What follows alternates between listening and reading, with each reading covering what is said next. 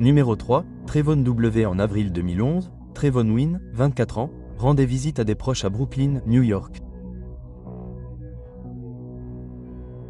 Wynn vivait à Rock Hill, en Caroline du Sud. Il avait une fille de 16 mois et sa petite amie était enceinte de son deuxième enfant. Le soir du 23 avril 2011, Wynn se tenait devant le restaurant de poulet de son oncle dans le quartier de Flatbush à Brooklyn. Il attendait que son cousin vienne le chercher au restaurant. Pendant qu'il attendait, il discutait sur son téléphone portable.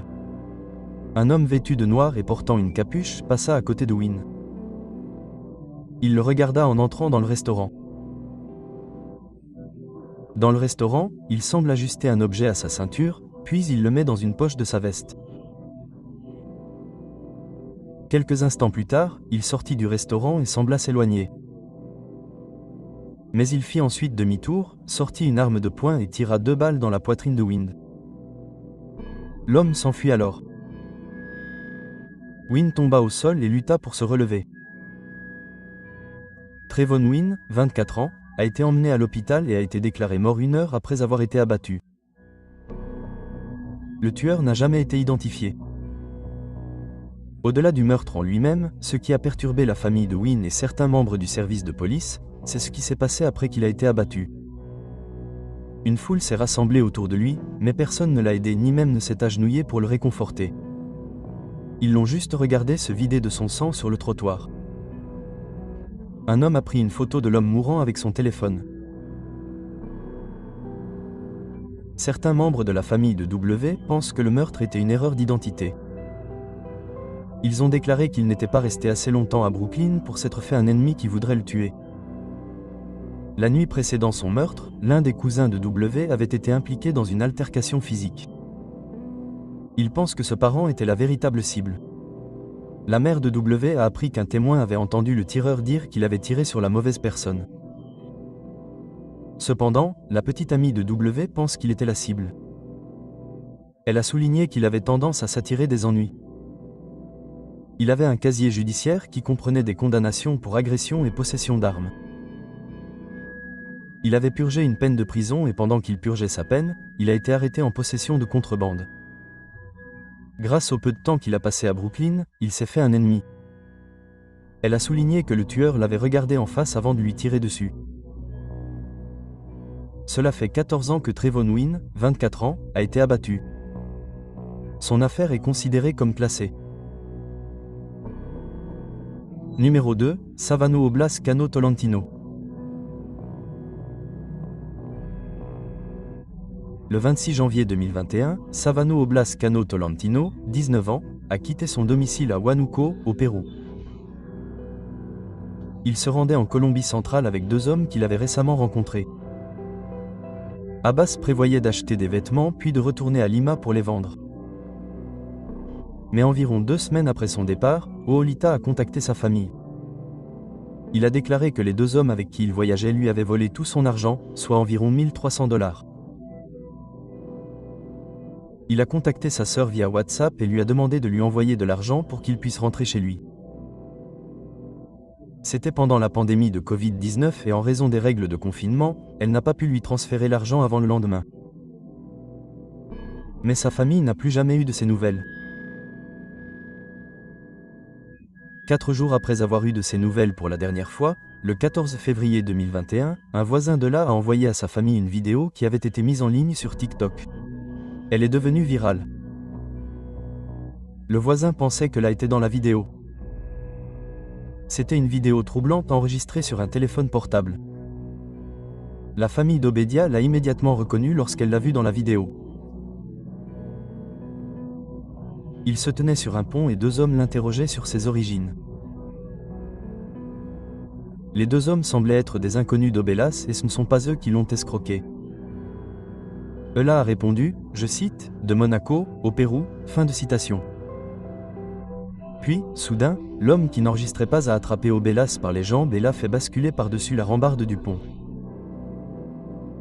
Les images sont saccadées, mais on y voit la chute d'Obelita de plus de 30 mètres, suivie d'une forte détonation. L'un des hommes dit, je cite, « efface ça, il est mort ». TikTok a retiré la vidéo quelques heures après sa mise en ligne. La famille d'Oblia s'est rendue à la police. La police locale a contacté la police de Médiane et ils ont récupéré le corps. La police a déclaré qu'elle pensait savoir qui avait tué l'adolescent, mais qu'elle n'avait pas réussi à le retrouver. Plus de 4 ans se sont écoulés depuis le meurtre de Cano Tolentino, 19 ans, de Savano Obla, et aucune arrestation n'a été effectuée.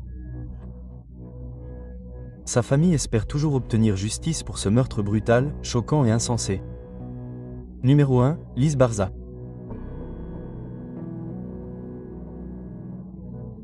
Début 2019, Elisabeth Barza, surnommée Lise, et son mari Sergio Barza étaient mariés depuis près de 5 ans. Ils vivaient à Tomball, une ville de la région métropolitaine de Houston. Lise était journaliste de données pour une entreprise d'inspection de pipeline, tandis que Sergio travaillait pour l'entreprise de revêtement de sol de son père. Le couple n'avait pas d'enfants. Lise était obsédée par Star Wars et Harry Potter. Pour leur 5e anniversaire de mariage, ils avaient prévu de visiter les studios Universal à Disney World à Orlando, en Floride. Lise était très heureuse de visiter le monde magique d'Harry Potter à Universal. Le couple prévoyait de partir le 26 janvier 2018. Dans la nuit du 24 janvier, Lise et Sergio ont décidé d'organiser un vide-grenier le lendemain matin afin de gagner un peu d'argent supplémentaire pour le voyage. Ils ont installé des pancartes dans le quartier, mais n'ont rien publié sur leur compte de médias sociaux à propos de la vente. Entre 6h15 et 6h45 le matin du 25 janvier 2019, Lise et Sergio ont commencé à organiser le vide-grenier. À 6h48, Sergio a quitté le travail, laissant Lise seule pour travailler au vide-grenier. 4 minutes plus tard, un voisin a appelé le 911 car il avait entendu 4 coups de feu. La police est arrivée dans le secteur et a trouvé Lise en sang suite à 4 blessures par balle. Elle a été emmenée à l'hôpital. Sa famille a décidé de faire don de ses organes. Lise Barza, 29 ans, est décédée 4 jours après avoir été touchée par balle. La police a obtenu les images de plusieurs caméras de sonnette du quartier et a pu reconstituer ce qui s'est passé ce matin-là. Vers 2h du matin, une personne dans une Nissan Frontier noire est vue en train de circuler dans le quartier. Le camion est revenu dans le quartier à 6h48 et s'est garé dans une rue. Au même moment, Sergio est parti au travail. 3 minutes plus tard, le camion est aperçu en direction du domicile du couple. Après avoir fait demi-tour, le conducteur s'est garé derrière la voiture de Lise. Le tueur s'est ensuite dirigé vers Lise, qui était encore en train de s'installer. À 6h52, Lise a salué le tueur, qui lui a dit quelque chose. Le tueur a ensuite sorti un revolver et a tiré 3 fois dans le torse de Lise, âgée de 20 ans. Après qu'elle soit tombée au sol, le tueur lui a tiré une nouvelle fois dans le visage. Ce coup de feu lui a été fatal. Le tueur a ensuite couru vers leur camion et s'est enfui. 3 minutes plus tard, le tueur est sorti du lotissement du couple, mais a ensuite fait demi-tour et est immédiatement rentré dans le lotissement. Le tueur est ensuite repassé devant la maison de Lise. Le pick-up a été filmé plusieurs fois dans le quartier. On ignore quand le tueur est sorti du quartier ou s'il l'a effectivement fait. Malheureusement, aucune des caméras n'a enregistré la plaque d'immatriculation de la Nissan Frontier noire. De plus, bien que le meurtre ait été enregistré par la caméra de la sonnette des voisins, il n'y avait aucune image claire du tueur. On ignore s'il s'agissait d'un homme ou d'une femme. Il semble avoir les cheveux longs, mais il portait peut-être une perruque. Certains pensent que le tueur portait un déguisement, mais la vidéo est granuleuse, il est donc difficile de tirer des conclusions définitives sur l'apparence du tueur. La police enquête sur de nombreux mobiles possibles, mais elle n'a trouvé personne qui aurait voulu tuer Lise Barza. Lise et Sergio n'avaient pas d'ennemis. Ils aiment faire du cosplay, se déguiser et aller aux foires de la Renaissance. Lise, femme généreuse, faisait du bénévolat pour des œuvres caritatives. La police a également remarqué que Lise ne semblait ni nerveuse ni effrayée lorsqu'elle rencontrait le tueur. Le père de Lise pense qu'il s'agissait d'un meurtre commandité en raison du professionnalisme du tueur. Par exemple, le meurtrier a utilisé un revolver pour ne pas laisser les cartouches derrière lui. De plus, le tueur a pris le temps de lui tirer une balle dans le visage après lui avoir tiré 3 balles dans la poitrine, s'assurant ainsi qu'elle était morte. Le tueur n'a rien volé.